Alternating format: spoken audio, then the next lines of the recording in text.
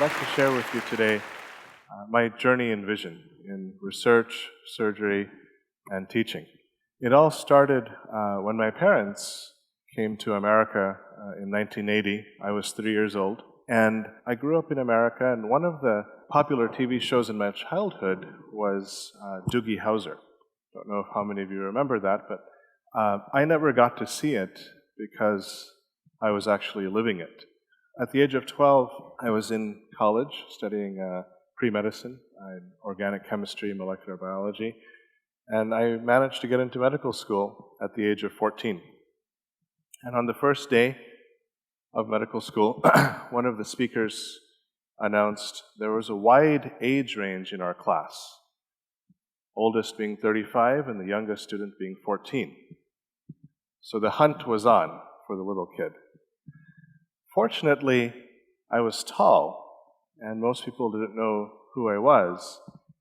And so even a month later, people would come up to me and ask, "Have you met the 14-year-old yet?" I would say, "No, I have not."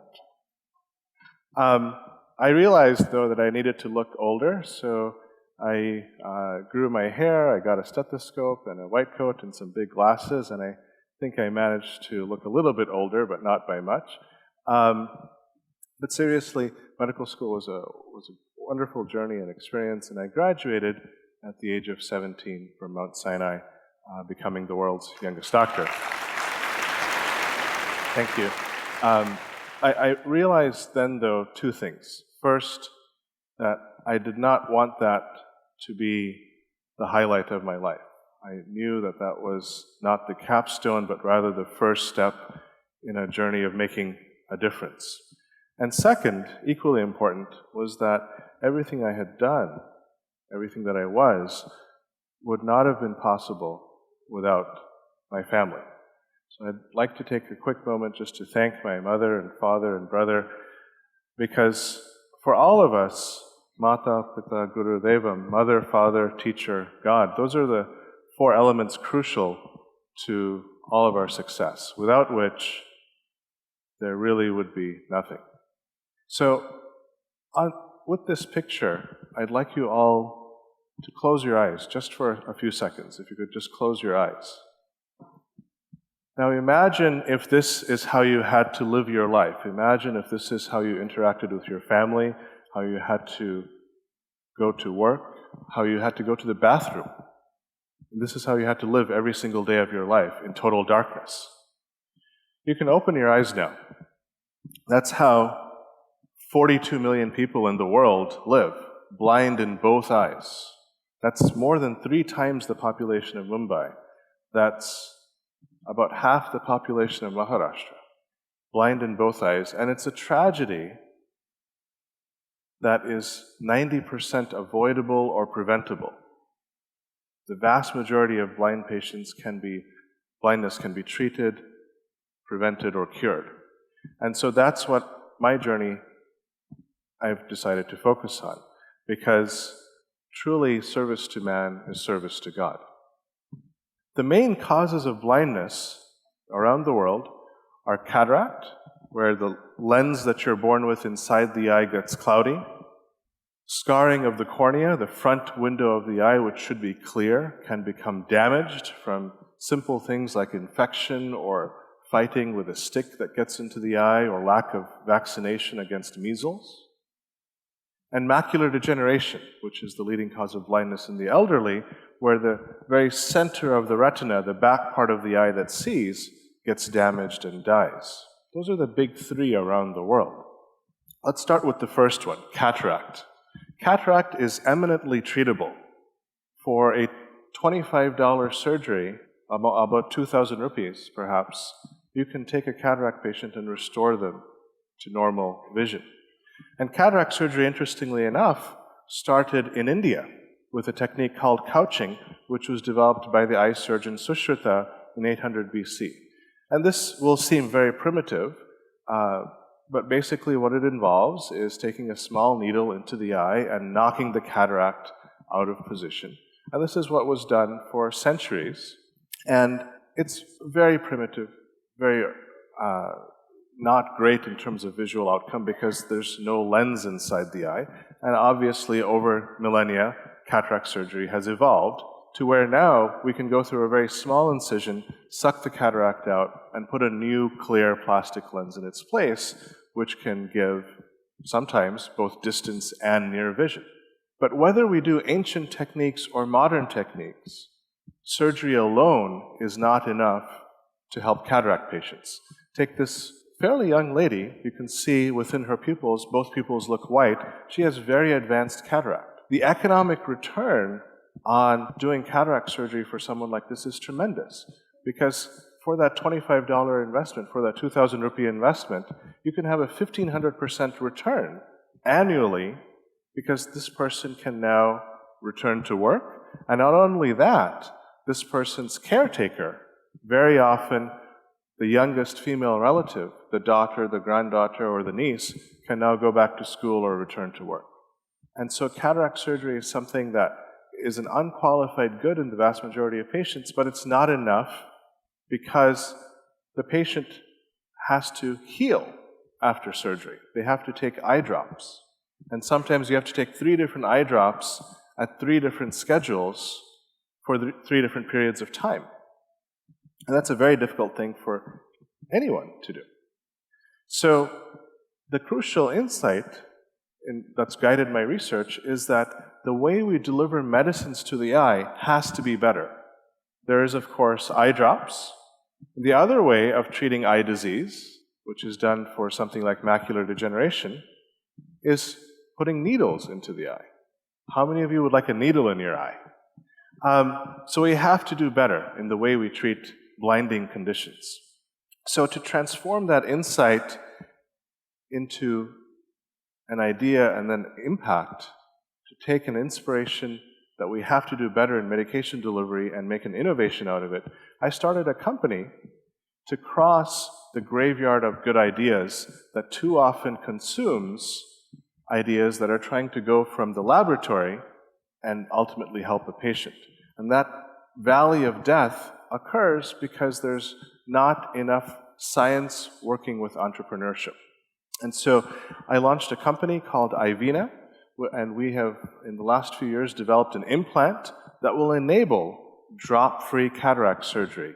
This tiny disc will be placed inside the eye at the time of cataract surgery so the patient doesn't have to take eye drops. Uniquely, it's able to treat both the front of the eye and the back of the eye, so it can be a platform for other diseases like macular degeneration.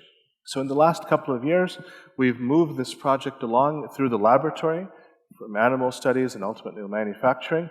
And in the last 6 months, we've raised $1.5 million to take us through the next steps into the world of clinical trials, and ultimately, hopefully launch this by 2019 in a very accelerated drug development pathway. In addition to research, teaching is very important. I've been privileged to work with a couple of different nonprofit organizations. One of them is called ORBIS, which has a flying eye hospital, the world's only flying hospital outside the US military. There's actually an operating room dedicated to eye surgery on the plane, and we're able to go anywhere that has a runway and do free surgery, whether it be cataract or cornea surgery. I'd like to share with you 2 stories about the impreciousness of the eye. Sadrendriyanam Nayanam Pradhanam essentially means, of all the senses and organs, vision is the most precious. The first story was a patient I met on my 2nd day in practice. Her name is Sabrina, and what had happened was she was 30 years old, and her ex-boyfriend's new girlfriend threw lye in her face, drain cleaner. So you can see extensive facial and neck burns. One eye looked like this, and the other eye looked like that. Now, when I had started medical training in ophthalmology in 1998, there would have been very little we could have done for this lady. But by the early 2000s, techniques had evolved so that we could do amniotic membrane transplant and then stem cell transplant from donor tissue, followed by a cornea transplant and cataract surgery, such that a month after her surgery of cornea transplant, about 18 months into this process, her eye looked like this, and 6 months after that, she was 6/9, 20/30, able to see her 2-year-old daughter, who she hadn't seen for 18 months, as well as go back to driving and living a life. That was enabled first and foremost not by me, but by someone who donated their eye, that cornea. And in India, unfortunately, cornea tissue is not available when needed. A few years ago, I came to Pune to work with Sight for the Sightless, which is a wonderful nonprofit organization right here in Maharashtra, in Pune. And I did a week of doing pediatric cornea surgery. There was this young boy named Kedar. You can see he's in a wheelchair. He's lost his right eye from stick fighting, and his left eye looked like this from an immunologic disease. He was in blind school, very sad, obviously. And we were not able to find cornea transplant tissue, but we were able to do a relatively new procedure called an artificial cornea. And with a 3-hour surgery, we were able to remove that scarred cornea and put on a piece of plastic, basically a plastic window that enabled him to see. And this is a day after surgery, and a few weeks after that, along with some of the other children in the program, he was able to return to normal school and continue on his studies and life. This is why I do what I do, to be able to see the smile of a patient at any age. I'd like to leave with a few final thoughts. We all have a job that's based on an engine of work. In my particular case, in research, that's based on an engine of papers, writing grants, and conducting experiments. That sets up a foundation for a career in motion, where we can transform trainees into protégés, ideas into knowledge, and will into way.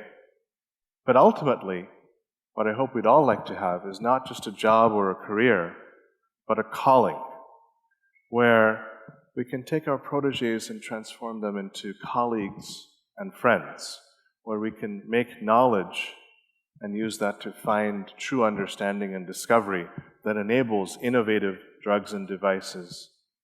But really, that's ultimately about the smile on a patient. And so, Netradan Mahadan, the greatest gift, is the gift of sight. I'd like you all to think about donating your eyes when you pass on, and not just that, but talking to your families and relatives. India has the leading number of cornea blindness in the world, but there's a shortage of cornea tissue. So when you pass on, please consider donating your eyes and those of your relatives if they're willing. And also work with your communities and local politicians to encourage eye banks that cooperate and share tissue across the country, as well as promoting research and the training of surgeons. Because there's a shortage of surgeons, there's a shortage of tissue and resources, and it's needless. It's totally preventable. There's an old saying in America by Mark Twain: there are 3 kinds of people in the world. People who make things happen, people who watch things happen, and people who don't know what happened.